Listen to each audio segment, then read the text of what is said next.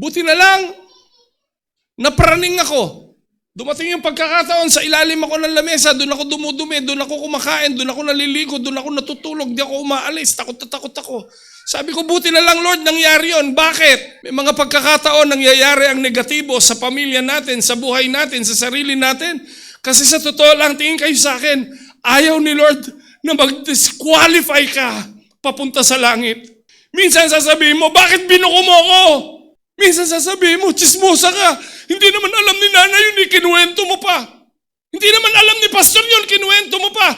Tingin kayo sa akin, kapatid, sa totoo lang, pinadala yun ni Lord para hindi ka ma-disqualified. Malapit nang dumating ang Panginoon.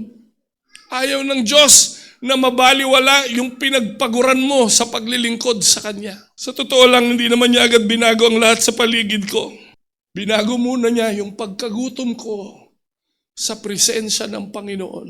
Sabi ko noon, sorry Lord, tinanggap kita bilang tagapagligtas lang, hindi kita tinanggap bilang Panginoon ng buhay ko. Nakakalungkot isipin, nakakalungkot tanggapin, marami kaya nagsisimba kasi gusto mapunta sa langit. Pero pag uwi, hindi sinusunod ang kalooban ng Diyos. Bakit?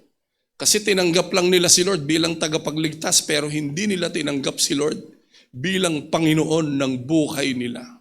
Nung panahon na yon, wala akong posisyon, wala akong titulo, wala akong kasiguruhan. Pero may isang sigaw sa puso ko, Lord, ayoko na pong manatili sa ganitong buhay.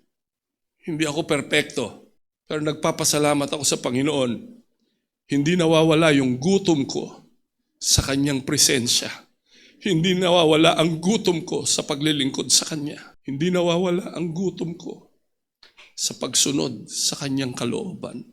Alam niyo, ang napansin ko lang, habang mas nagugutom ako sa presensya ng Panginoon, nawawalan ako ng panlasa sa kasalanang isinasaksak ng kaaway sa aking isipan. Mga kapatid, mawawala ang kasalanan kapag hindi ka umaalis sa presensya ng Panginoon.